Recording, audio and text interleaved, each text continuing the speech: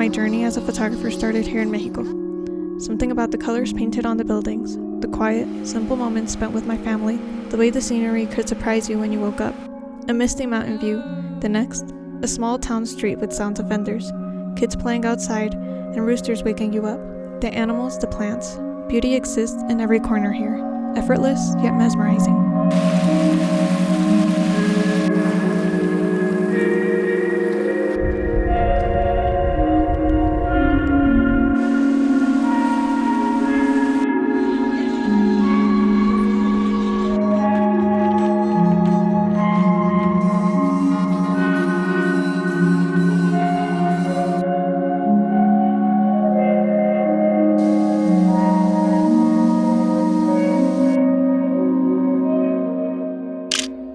I was born and raised in North Carolina for most of my life, but one day, my parents decided it was best for us to move to Mexico. Before I knew it, we had packed up everything, and I left behind the only life I had ever known. I'm not gonna lie, those first years in Mexico were tough. As a tween, struggling with Spanish while also figuring out who I was, what I liked, what I wanted to do, it was something I am now grateful for, but a struggle. I had to slowly piece together the language, learning to read and write, while navigating all the usual growing pains of that age, which now we know weren't that serious, but for that small Jocelyn, it was. One thing that always kept me connected to the US was social media. Like many kids my age, I grew up on YouTube, Minecraft videos, Vine compilations, the golden era of internet randomness. But then came the rise of vloggers, and with them, I was introduced to something else, cinematography. I didn't know the words for it at the time, but I knew I loved it. The way scenes were framed, the way colors told a story, the way a single shot can make you feel something. Soon enough, with nothing but an iPod and trusty old iMovie, I started experimenting. I would make fake commercials, fake movie trailers, tiny little videos where I played director, editor, and actor all at once. That's when I realized how much I loved capturing moments. As Instagram started to grow, I wanted to take aesthetic pictures like everyone else, and with what I had learned from video, I dove right in, taking photos with my iPod. Were they good? Probably not, but we all start somewhere. Then, in my early high school years, my dad got himself a camera. With the spare one in his hands, he unknowingly ignited something in me. I picked it up, and I haven't wanted to put it down since.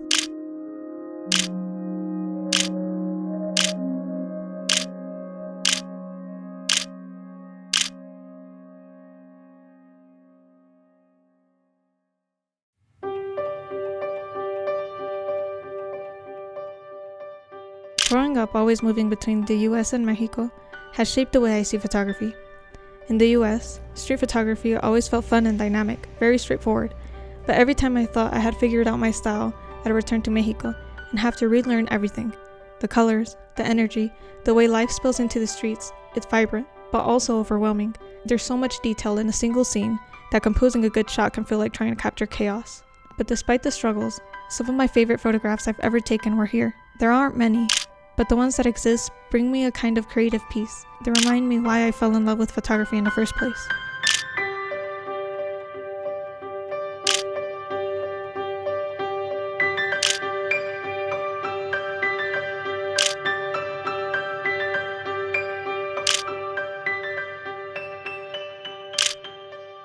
Over the years, I've noticed photography gaining more popularity in certain parts of Mexico, but there are still places where walking around with a camera feels out of place. My nervousness is usually just in my head though.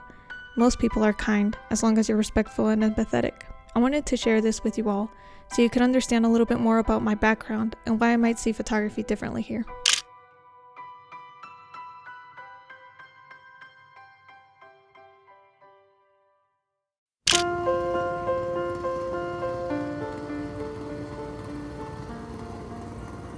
Vacationing in Mexico and living here are two completely different experiences. It's easy to feel inspired when everything is new. The streets, the people, the views. When you're somewhere unfamiliar, every corner holds something exciting, and you naturally want to capture it all.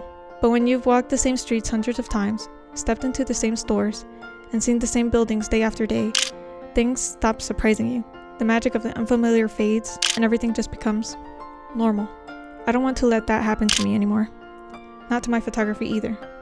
I'm trying to force myself to see things with a kind of childlike wonder again, to be amazed by the clouds shifting overhead, the cute dogs that roam the streets, the architecture that I'd never find in the US. A lot of things here are simple, but that doesn't make them unimportant. It's easy to dismiss what we see every day, to think, I won't bother photographing that, it's just ordinary. But I forget that what's ordinary to me might be extraordinary to somebody else. Not everyone gets to see Mexico the way I do. Not everyone gets to witness these fleeting, everyday moments. And if we don't capture them, who will? Lately, I've been trying to break that habit. I walk the same streets I've always walked, but now with my camera in hand, and suddenly something shifted. The way light hits a stranger's face suddenly looks softer, more golden. The smallest interactions, an old man greeting a shop owner, a mother fixing her child's hair, feel like quiet acts of kindness, special in their own way. I watch a little girl walking beside her mother, just going about their day, and I realize that maybe, one day, that child will remember this. She won't recall it as just another errand, but as a piece of her childhood, a simple moment wrapped in love. It makes me think of my own memories. Of course, walking to the tortilleria, heading towards Centro for ice cream with my mom and sister.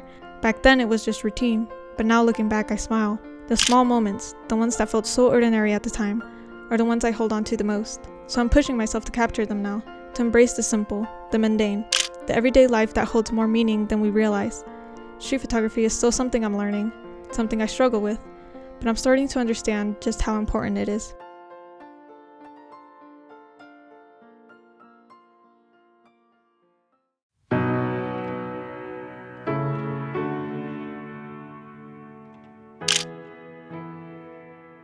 When I was younger, my family and I used to visit both of my grandmother's hometown, coincidentally in the same place. This town holds many memories for us, especially from when we were kids. My parents grew up playing in these same streets, and for a time, my sister and I got to do the same. As life went on, our visits became less frequent, but lately we've been talking about going back to see my great-grandmother, to reconnect with family, and to walk those familiar roads again.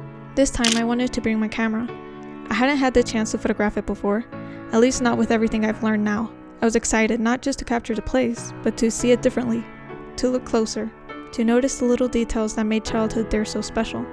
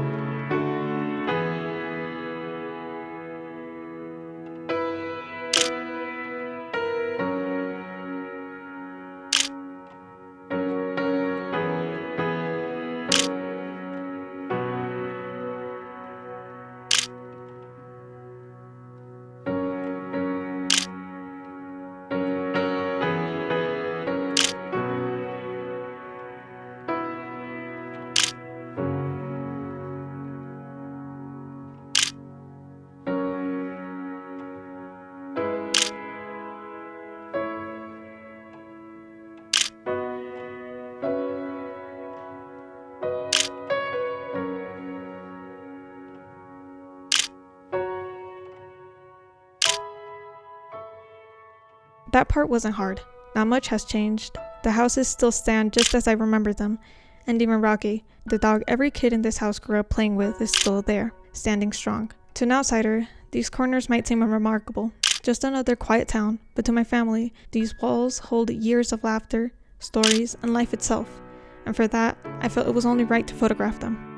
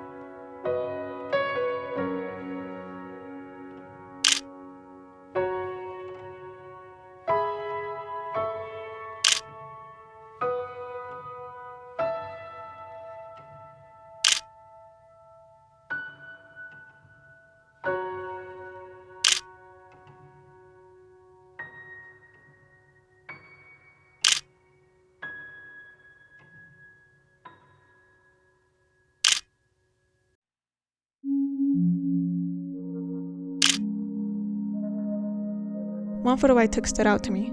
It's simple. 2 chairs, a set of stairs to the right, an old horn with a worn-out belt wrapped around it, a half-open door, and a closed window. At first glance, nothing extraordinary, but what's wild to me is how long it's looked exactly like this. I saw this same scene when I was 12, when I was 7, when I was 2. My dad saw it when he was a kid as well, and who knows how many years before that it had already been this way. People change, relationships shift, new faces come and go, animals are born and grow old within these walls. Meals have been shared here, birthdays celebrated, losses mourned, but the house, it stays the same. Whether that's a good thing or not, I don't really know, but what I do know is that the memories my family and I have made here, simple, everyday moments, are worth everything.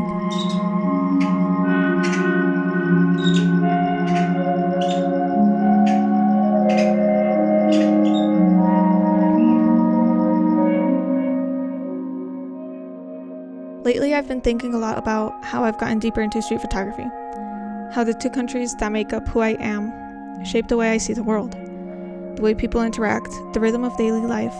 Even the smallest details feel different depending on where I am.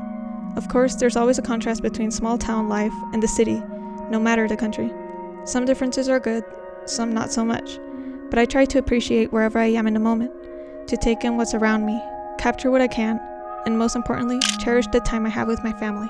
We've had plenty of seasons where we couldn't all be together for long, so when we are, we make it count. And I think photography has made that even more meaningful for me. Now I don't just live in the moment, I get to keep it. A glance, a laugh, the way the afternoon light spills into a familiar room, the little things I might have once overlooked now feel worth holding on to. So if there's one thing I encourage, it's this. Photograph the simple moments, the ones that feel too ordinary to matter. Because one day, you'll look back and realize they were never ordinary at all.